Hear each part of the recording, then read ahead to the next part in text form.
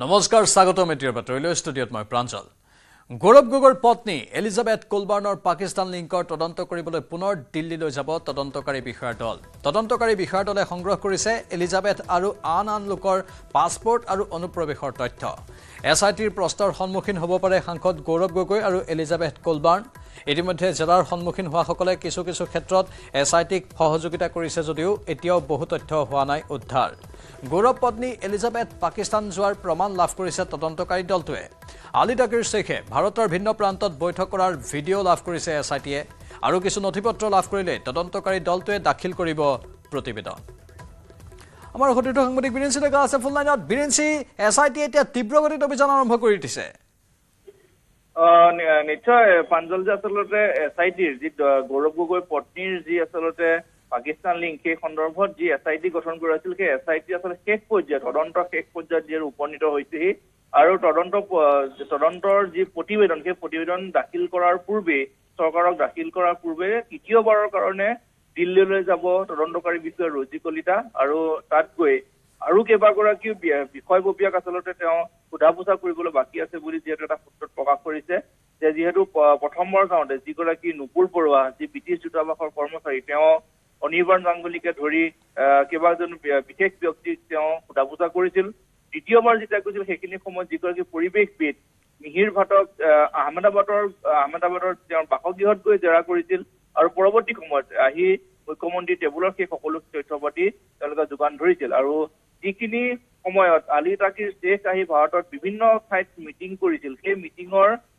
ভিজুৱেলসমূহ আচলতে এছআইটি হাতত পৰিছে আৰু তাত স্পষ্টকৈ প্ৰমাণ হৈছে যে এফালে যদি আলী তাকিৰ শেখে ভাষণ দি আছে ভাৰতৰ বিৰুদ্ধে আৰু আনফালে একাংশ ভাৰতীয় সেই ভাষণ আচলতে তেওঁলোকে কোনো ধৰণৰ প্ৰতিবাদ নকৰাকৈ শুনি আছে গতিকে সেইখিনি তথ্য ইতিমধ্যে এছআইটিয়ে লাভ কৰিছে গতিকে তৃতীয়বাৰৰ কাৰণে দিল্লীলৈ গৈ হয়তো আৰু 2-3 গৰাকী ব্যক্তিক জেৰা কৰিব আৰু তাৰ পাছতে ৰাজ্য চৰকাৰক সকলো প্ৰতিবেদন দাখিল কৰিব আৰু ইতিমধ্যে মুখ্যমন্ত্ৰীগৰাকীও কৈছে যে ছেপ্টেম্বৰৰ ভিতৰত সকলোখিনি তদন্ত প্ৰক্ৰিয়া সমাপ্ত হ'ব আৰু এই সকলোখিনি কথা ৰাইজৰ আগত তেওঁ প্ৰকাশ কৰিব যে প্ৰকৃততে গৌৰৱ গগৈ পত্নী এলিজাবেথে কেনেধৰণে পাকিস্তানৰ সেই বিশেষ নাগৰিকজনৰ লগত কেনেধৰণৰ সম্পৰ্ক আছিল কেনেধৰণে তেওঁলোকে ভাৰতীয় কেন্দ্ৰীয় গৃহ মন্ত্ৰালয় হয় সেই সকলো তথ্য বিৰেঞ্চি আহিব সন্মুখলৈ আশা কৰা হৈছে কিন্তু গৌৰৱ গগৈয়ে এবাৰো যে এই বিষয়টোত প্ৰতিক্ৰিয়া প্ৰকাশ কৰা নাই নিজৰ পত্নীৰ বিৰুদ্ধে এছআইটিয়ে তদন্ত কৰি আছে সেই ক্ষেত্ৰত অলপো মাতপতা নাই সি অলপ আচৰিত হ'বলগীয়া কথা নিশ্চয় সেই কথাখিনি যে যিহেতু ৰজি কলিতাই এটা ইংগিত দিছে যে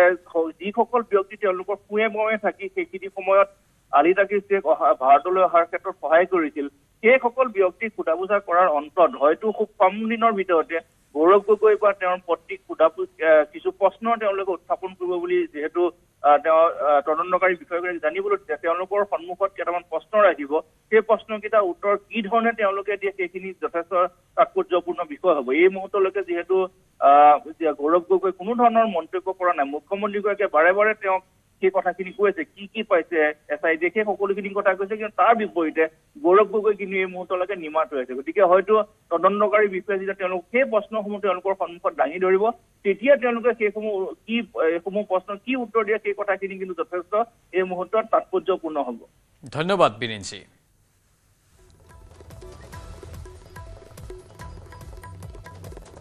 দৰঙৰ বাজনাপথাৰ সামূহিক স্বাস্থ্য কেন্দ্ৰত উত্তপ্ত পৰিস্থিতি চিকিৎসাৰ বাবে যোৱা কিশোৰীক যৌন আতিশয্যৰ অভিযোগ চিকিৎসক ডাক্তৰ আবু ছাইদৰ বিৰুদ্ধে ভয়ংকৰ অভিযোগ উত্তেজিত ৰাইজে আবদ্ধ কৰি থয় চিকিৎসকগৰাকীক ঘটনাস্থলীত উপস্থিত চিপাঝাৰ আৰক্ষী দৰঙৰ বাজনাপথাৰ সামূহিক স্বাস্থ্য কেন্দ্ৰত এই ঘটনা সংঘটিত হৈছে উত্তপ্ত পৰিস্থিতিৰ সৃষ্টি হয় চিকিৎসাৰ বাবে যোৱা কিশোৰীক যৌন আতিশয্যৰ অভিযোগ উত্থাপন হৈছে চিকিৎসক ডাক্তৰ আবু ছাইদৰ বিৰুদ্ধে ভয়ংকৰ অভিযোগ উত্থাপন হৈছে উত্তেজিত ৰাইজে আবদ্ধ কৰি থয় চিকিৎসকগৰাকীক পাছত চিপাঝাৰ আৰক্ষী ঘটনাস্থলীত উপস্থিত হয়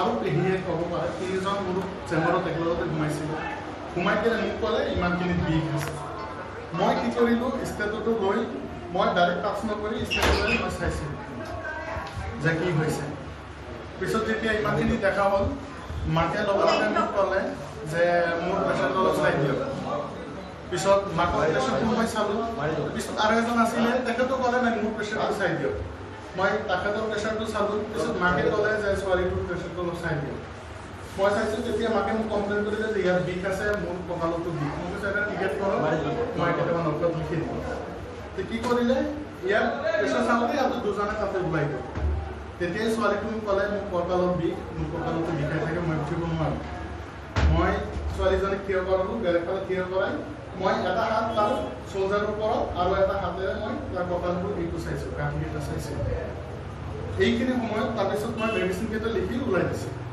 কঁকাললৈ ছোৱালী ওলাই দিওঁতে 1-1.5 মিনিটমান হৈছে আৰু এটা ছোৱালী আহিছিলে তাৰপিছত আকৌ সিহঁতে আহিলে টিকেট দুটা লৈ আহিলে মাকক মনত দিলোঁ কি হৈছে কেইটামান ঔষধ লিখিলোঁ লিখাৰ পিছত এখেতে আৰু এজন বাইদেউ যে আহিছিলে লিখি তেখেতৰো এটা দুটা মই মেডিচিন লিখিলোঁ মেডিচিন লিখাৰ পিছত মাকে মই ক'লোঁ এটা ORS লিখি দিম আৰু এটা ORS লিখি দিব লাগে মাকে বাহিৰত গৈ আকৌ ভিতৰত আহিলে মানে আপুনি ছোৱালীটো ইয়াত টাচ কৰিছে মই কৈছোঁ তাতে টাচ কৰিছোঁ যে মই কঁকালটো চাবলৈ মইতো ই কৰা নাই তাৰপিছত ORSটো লিখি দিয়াৰ পিছত বাহিৰত গ'ল আকৌ সোমাই আহি ক'লে নাই আপুনি ইয়াতো টাচ কৰিছে ইয়াৰ আগত কিন্তু ছোৱালী ভিতৰত আহিছিলে ছোৱালীজনী ক'লে নাই মোক ইয়াত টাচ কৰিছে পিছত অহাৰ পিছত কয় মোৰ সন্মুখত টাচ কৰিছে এইটো কৰিছে কিছ কৰিছে তেনে এইখিনি কথা হোৱাৰ পিছত এইখিনি মতামত সিহঁতৰ লগত হৈ আছে যিখিনি মই কৰা নাই মোৰ মনৰ পৰা কৈ আছোঁ মোৰ একদম বিদ্যাৰ ইয়াৰ পৰা কৈ আছোঁ মই যিমানখিনি মই কেৱল পিছফালে চাইছোঁ সন্মুখৰ ফালে মোৰ কোনো টাচ মোৰ নজৰত কোনো নাছিল আমাৰ সতীৰ্থ নৱজ্যোতি মহন্ত আছে ফোন লাইনত নৱজ্যোতি চিকিৎসকগৰাকীৰ ভাষ্য আমি শুনিলোঁ তেওঁ কৈছে তেওঁ তেনে কাম কৰাই নাই কিন্তু তাৰ পাছতো মহিলা আৰু কিশোৰীগৰাকীৰ পৰিয়ালে অভিযোগ উত্থাপন কৰিছে পৰিস্থিতি অধিক উত্তেজনাময় এই মুহূৰ্তত কি নতুন তথ্য আহিছে আপোনাৰ হাতত নিশ্চয়কৈ আচলতে মানুহ উল্লেখ কৰিব লাগিব সমগ্ৰ ঘটনাক লৈ সমগ্ৰ অঞ্চলজুৰি আচলতে উত্তেজনা দেখিবলৈ পোৱা গৈছে যিহেতু নিকটৱৰ্তী যিগৰাকী কিশোৰীগৰাকীক চিকিৎসালয়কে লৈ আহিছিল আৰু অহাৰ পিছতে কিশোৰীগৰাকী চিকিৎসকৰ পৰা বাহিৰত ওলাই অহাৰ পিছতে যি অভিযোগ কৰিছিলে অভিযোগৰ ভিতৰত দেখিবলৈ পোৱা গৈছে গাঁৱৰ লোকসকল ওলাই আহি উত্তপ্ত পৰিৱেশৰ সৃষ্টি কৰিছে আৰু আৰক্ষীয়ে পৰিৱেশ নিয়ন্ত্ৰণ কৰিছে আৰু বৰ্তমান পৰিৱেশ শান্ত হৈছে যদিও কিন্তু বৰ্তমানো আবদ্ধ কৰি ৰাখিছে চিকিৎসকজনক আৰু যিহেতু অভিযোগ উত্থাপন কৰিছে চিকিৎসকগৰাকীৰ বিৰুদ্ধে এই অভিযোগ কিমান দূৰ সঁচা সেয়া পিছত প্ৰমাণিত হ'ব কিন্তু যি অভিযোগ এই অভিযোগক লৈ কিন্তু সমগ্ৰ চিকিৎসালয়খনতে আচলতে উত্তপ্ত পৰিৱেশৰ সৃষ্টি হোৱা দেখিবলৈ পোৱা গৈছে হয় নৱজ্যোতি কিন্তু স্থানীয় লোকসকলৰ এই উত্তেজনাময় পৰিস্থিতি খাম কটোৱাৰ বাবে কি আৰু অধিক ব্যৱস্থা গ্ৰহণ কৰা হৈছে পুনৰ যদি আপুনি কয় নৱজ্যোতি নিশ্চয়কৈ আচলতে আৰক্ষী মোতায়েন কৰাইছে আৰক্ষীৰ যি শীৰ্ষ আৰক্ষী বিষয়াই উপস্থিত হৈ পৰিৱেশ নিয়ন্ত্ৰণ কৰিবৰ কাৰণে চেষ্টা কৰিছে তথাপিও কিন্তু শান্ত হোৱা নাই পৰিৱেশ যিহেতু আচলতে যৌন হাতীহত্যা চলোৱাৰ যি অভিযোগ এই অভিযোগৰ কাৰণে এই ধৰণে এক উত্তপ্ত পৰিৱেশৰ সৃষ্টি হোৱা দেখিবলৈ পোৱা গৈছে প্ৰাঞ্জল ধন্যবাদ নৱজ্যোতি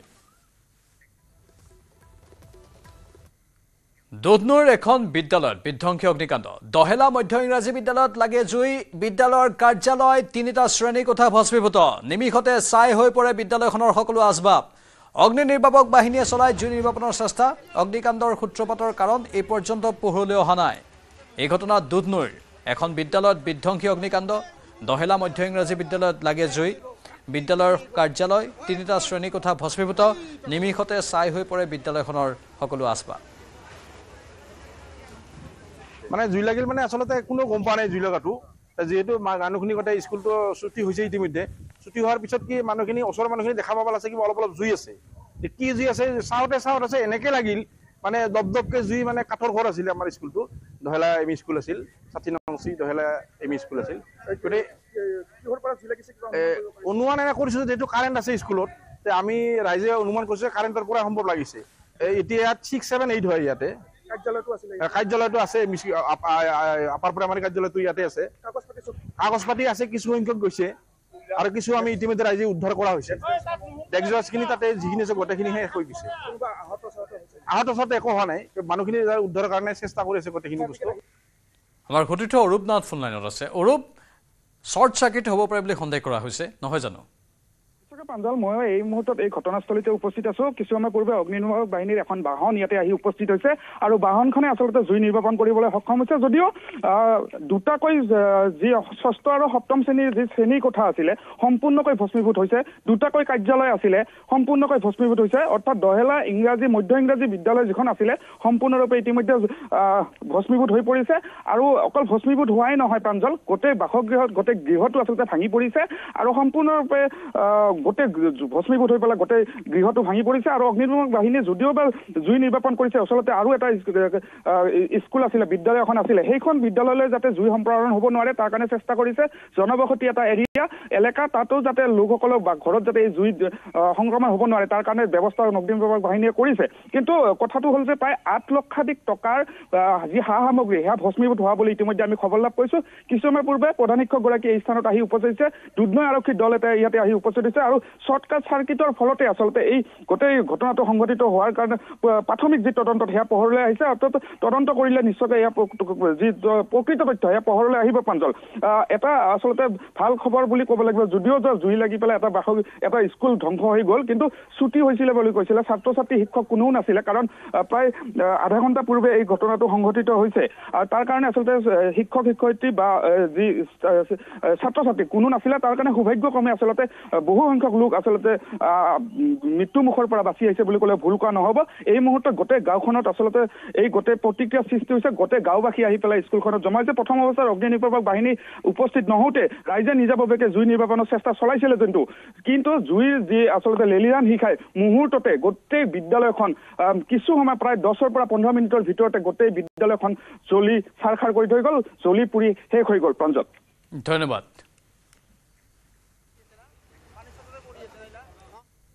শিলচৰৰ বৰাইল ভিউ হোটেলত বিধ্বংসী অগ্নিকাণ্ডত কেইবা লাখ টকাৰ সা সামগ্ৰী ভস্মীভূত। হোটেলখনৰ পাকঘৰৰ পৰা জুইৰ সূত্ৰপাত। অগ্নিকাণ্ডৰ পাছতে হোটেলত থকা গ্ৰাহকসকলৰ মাজত হাহাকাৰ পৰিস্থিতিৰ উদ্ভৱ হয়। লগে লগে ঘটনাস্থলীত উপস্থিত হয় অগ্নিনিৰ্বাপক বাহিনী। বহু চেষ্টাৰ অন্তত অগ্নিনিৰ্বাপক বাহিনীয়ে নিৰ্বাপন কৰে জুই। অৱশ্যে ঘটনাত হতাহত হোৱা নাই কোনো লোক। পাকঘৰৰ চিমনিৰ পৰা জুইৰ সূত্ৰপাতৰ সন্দেহ কৰা হৈছে। নুনমাটি আৰক্ষীৰ জালত পৰিছে এটা প্ৰবঞ্চক। ফাঁচী বজাৰৰ পৰা আটক প্ৰবঞ্চকটোক ধৃত লোকজন নুনমাটিৰ আনন্দনগৰৰ বাবুল আহমেদ। ইনভাৰ্টাৰ দিয়াৰ নামত প্ৰবঞ্চনা কৰিছিল বাবুল আহমেদে। উল্লেখযোগ্য যে সোণচালিৰ বাসিন্দা দীনেশ ৰায়ে 8 বছৰ পূৰ্বে LIC পলিচি বন্ধকত থৈ বাবুল আহমেদৰ পৰা এটা ইনভাৰ্টাৰ লৈছিল। দীনেশ ৰায়ে সময়মতে ইনভাৰ্টাৰৰ সকলো ধন পৰিশোধ কৰিছিল। ধন পৰিশোধ কৰাৰ পিছতো বাবুল আহমেদে LIC পলিচিখন ঘূৰাই দিয়া নাছিল দীনেশ ৰায়ক।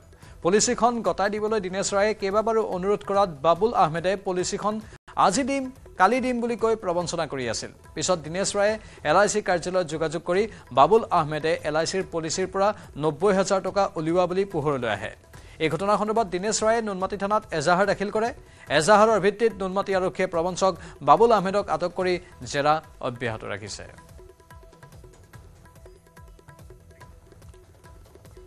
লোকসভাত গৃহীত হোৱাৰ পিছত ৰাজ্যসভাত উত্থাপন হ'ল ৱাকফ সংশোধনী বিধেয়ক। ৰাজ্যসভাত কেন্দ্ৰীয় মন্ত্ৰী কিৰেণ ৰিজিজুৱে উত্থাপন কৰে বহু চৰ্চিত বিধেয়কখন। বিধেয়ক উত্থাপন কৰি পূৰ্বৰ UPA চৰকাৰক সমালোচনা কৰে কেন্দ্ৰীয় মন্ত্ৰীগৰাকীয়ে। লগতে কংগ্ৰেছ তথা বিৰোধী শিবিৰক বহু চৰ্চিত বিধেয়কখন সমৰ্থন কৰিবলৈ আহ্বান জনালে কেন্দ্ৰীয় মন্ত্ৰী ৰিজিজুৱে। हमने जो नया प्रावधान लेके आया उसमें हर वक्त बोर्ड में मुसलमानों में जो रिकॉग्नाइज्ड सेक्ट है सब मिलकर के वक्फ बनेगा। उसमें सुन्नी भी होगा, शिया भी होगा और जितने बाकी जो पिछड़े वर्ग है वो भी वक्फ बोर्ड में मेंबर होगा, ताकि सबका इंटरेस्ट का ख्याल रखा जा सकता है। इसमें तो किसी का आपत्ति होने का कोई सवाल ही नहीं होना चाहिए। हम इतना इंक्लूसिव बना रहे हैं। उसके बाद सर सेंट्रल वक्फ काउंसिल में जो हमने प्रावधान रखा है, ताकि आप भी अच्छा लगे कि हमने कितना आपका पुराने रिकमेंडेशन को ध्यान में रखते हुए प्रावधान रखा है। Out of 22 members in the central Waqf council, not more than 4 will be non-Muslims, including ex-officio members. In that case, the Minister of Minority Affairs. There will be 3 members of Parliament. अब member of Parliament तो किसी का धर्म हो सकता है। ये नहीं कहना कि ये इस जाति का MP है इसलिए ये मेंबर नहीं हो सकता है। 3 members of Parliament, 10 members from Muslim community, 2 former judges from the Supreme Court or High Court, 1 advocate of national eminence, 4 persons of national eminence from various fields, an additional secretary or joint secretary to the government of India dealing with waqf matter. जो ministry में concerned officer है वही हो सकता है. और out of 10 Muslims, 2 members minimum shall be women. 2 महिला सदस्य होना अनिवार्य है.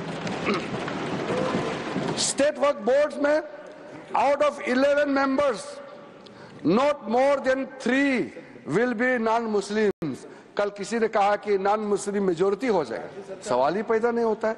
Not more than 3 will be non Muslims, including sir, ये अतिरिक्त नहीं है, including x official members, 1 chairperson, 1 member of parliament, 1 MLA, 4 members from Muslim community, 2 members with professional experience, 1 member from bar council, the joint secretary to the state government dealing with the Waqf matter जो संबंधित संयुक्त सचिव है.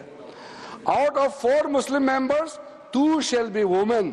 ये हमने सुनिश्चित किया है. এছিয়াছ পংকজ কুমাৰ ডেকাৰ বিৰুদ্ধে তদন্ত. মুখ্যমন্ত্ৰীৰ তদাৰকী কোষে চলাইছে তদন্ত. দৰং জিলাত কৰ্মৰত সময়ত কৰিছিল ভূমি কেলেংকাৰী, চৰকাৰী ভূমিৰ কৰিছিল জালিয়াতি, ভূমাফিয়া কুলেন্দ্ৰ নাথৰ সহযোগত কৰিছিল জালিয়াতি, নাৰিকলী মন্দিৰৰ নামত আবণ্টিত ভূমিৰ নামত এই জালিয়াতি সংঘটিত কৰিছিল. অন্য লোকৰ নামত পঞ্জীয়ন কৰিছিল মন্দিৰৰ ভূমি. বৃহৎ টকাৰ বিনিময়ত পংকজ কুমাৰ ডেকাই কৰিছিল কুকৰ্ম. পংকজ কুমাৰ ডেকাৰ ঘৰৰ পৰা জব্দ হৈছে বহু নথিপত্ৰ. পংকজ ডেকাই ৰাজপ্ৰসাদৰ দৰে নিৰ্মাণ কৰিছে নিজৰ ঘৰ. কাহিলীপাৰাত বাসগৃহ থকাৰ উপৰিও জ্যোতিকুচিত আছে ভূমি. জেৰাৰ সন্মুখীন হ'ব দৰঙৰ চক্ৰ বিষয়া আৰু কাৰ্যালয় সহায়ক.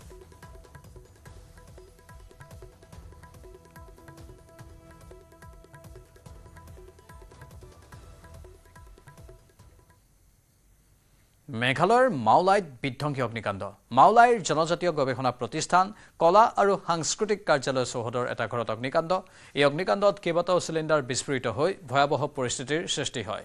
দিনৰ প্ৰায় 1.5 মান বজাত সংঘটিত হয় এই অগ্নিকাণ্ড. অগ্নি নিৰ্বাপক বাহিনীয়ে জুই নিৰ্বাপন কৰে যদিও সম্পূৰ্ণৰূপে ভস্মীভূত হয় ঘৰটো. শ্বৰ্ট চাৰ্কিটৰ ফলত অগ্নিকাণ্ডৰ সূত্ৰপাতৰ সন্দেহ কৰা হৈছে.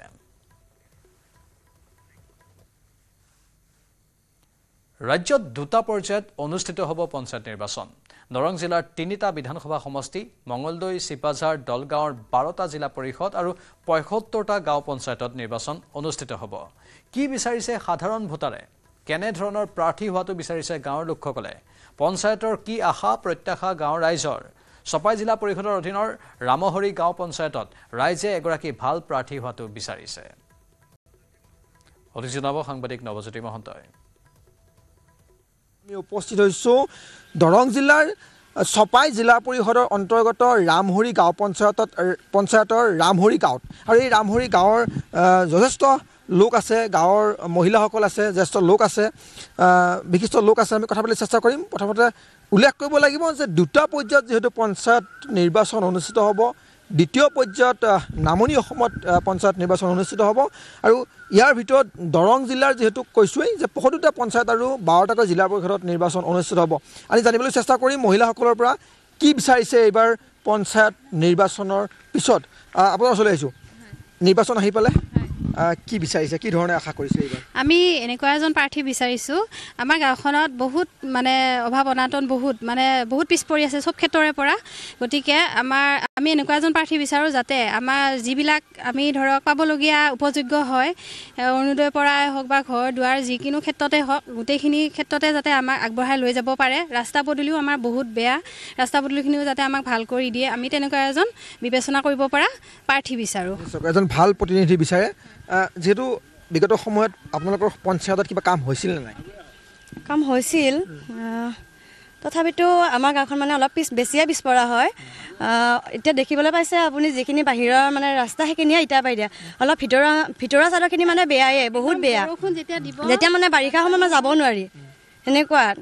কি বিচাৰিছে যে বিগত সময়ত যাতে মোৰ ৰাস্তা হওক, কাম কাজ ভাল হয়, অকল ব্যক্তিগত কামৰ বাবে নহয়, ৰাজহুৱা যিবিলাক কাম হ'ব লাগে সেইবিলাক হ'ব লাগে. আৰু কালি যিহেতু ঘোষণা হ'ল তাৰিখ, মূল সমস্যা কি আছে আৰু কি ধৰণৰ কাম কৰিবলগীয়া আছে কি ধৰণে বিচাৰিছে আপুনি পঞ্চায়তটো পৰিৱৰ্তন হোৱাটো এতিয়া ধৰক সাংসদসকলে বিধায়কসকলে ডাঙৰ ডাঙৰ কামবিলাক কৰিব পাৰে কিন্তু গাঁও পৰ্যায়ত তৃণমূল পৰ্যায়ত যিবিলাক সৰু সৰু ৰাস্তা ঘাট থাকে বা গাঁৱৰ যিখিনি দুখীয়া মানুহৰ মাজত কিছুমান আঁচনিৰ বিতৰণৰ কথা থাকে এইবিলাক ক্ষেত্ৰত ওপৰৰ পৰা কাম কৰিলে সঠিকভাৱে নহয় যেনেধৰণে এতিয়া দৰং জিলাৰ অৰুণোদয় লিষ্টখন বাতিল কৰিবলগীয়া হৈছে বাতিল কৰিবলগীয়া কিয় হ'ল তাৰমানে ওপৰত ঠিকে আছে কিন্তু মাজত কোনোবাই অকণমান গণ্ডগোল লগাইছে তৃণমূলতো ঠিকে আছিলে গতিকে এই ধৰণৰ যাতে সমস্যা নহয় তাৰ কাৰণে আচলতে আমি গাঁও পৰ্যায়ত আমাৰ যিগৰাকী প্ৰতিনিধি হ'ব ভাল প্ৰতিনিধি এগৰাকী নিৰ্বাচন কৰিব লাগে তাৰ এইবাৰ অৱশ্যে এটা চৰকাৰে সুব্যৱস্থা এটা দিছে যে এইবাৰ প্ৰাৰ্থীৰ চিম্বল নাথাকিব দলীয় চিম্বল নাথাকে গতিকে ভাল মানুহ এজন নিৰ্বাচন কৰি ভালকৈ কাম কৰাৰ এটা সুবিধা প্ৰদান কৰিছে যথেষ্ট আমাৰ ইয়াতে আছে ৰাস্তা পদূলি বহুত বেয়া আমাৰ এগৰাকী ভাল প্ৰতিনিধি দৰকাৰ আমাৰ যাতে সকলো সমস্যাসমূহ আমাৰ তৃণমূলৰ পৰা যাতে আমাৰ উচ্চ পৰ্যায়লৈ আমাৰ ভাল প্ৰতিনিধিজন আহি আমাক অভাৱবিলাক দূৰ কৰিব পাৰে নিশ্চয়কৈ পুনৰ কৈছোঁ যে যিহেতু দুটা পৰ্যায়ত ৰাজ্যত অনুষ্ঠিত হ'ব পঞ্চায়ত নিৰ্বাচন আৰু দৰং জিলাৰ 12টাকৈ জিলা পৰিষদ আৰু 75টাকৈ গাঁও পঞ্চায়তত অনুষ্ঠিত হ'ব লগা নিৰ্বাচনক লৈ এতিয়া দেখিবলৈ পোৱা গৈছে দৰং জিলাৰ যিসমূহ ভোটাৰ এই ভোটাৰসকলৰ মাজত এতিয়া উৎকণ্ঠা হৈছে ভূমিকম্পত ক্ষতিগ্ৰস্ত বেংককত প্ৰধানমন্ত্ৰী নৰেন্দ্ৰ মোদী দুদিনীয়া ভ্ৰমণসূচীৰে থাইলেণ্ডত উপস্থিত হয় প্ৰধানমন্ত্ৰী মোদী কাইলৈ বেংককত অনুষ্ঠিত হ'ব লগা 6ষ্ঠ সংখ্যক বিমষ্টেক সন্মিলনত অংশ ল'ব প্ৰধানমন্ত্ৰী মোদীয়ে প্ৰধানমন্ত্ৰী নৰেন্দ্ৰ মোদীৰ তৃতীয়টো থাইলেণ্ড ভ্ৰমণ বেংককত প্ৰধানমন্ত্ৰী মোদীক থাইলেণ্ড চৰকাৰৰ লগতে প্ৰৱাসী ভাৰতীয় জনালে উষ্ম আদৰণি প্ৰধানমন্ত্ৰীৰ সন্মুখত প্ৰৱাসী ভাৰতীয়সকলে প্ৰদৰ্শন কৰিলে নৃত্য মোদী ধনীৰে মুখৰিত হৈ পৰিল বেংককত বিমষ্টেক সন্মিলনত অংশগ্ৰহণ কৰি শ্ৰীলংকালৈ যাব প্ৰধানমন্ত্ৰী মোদী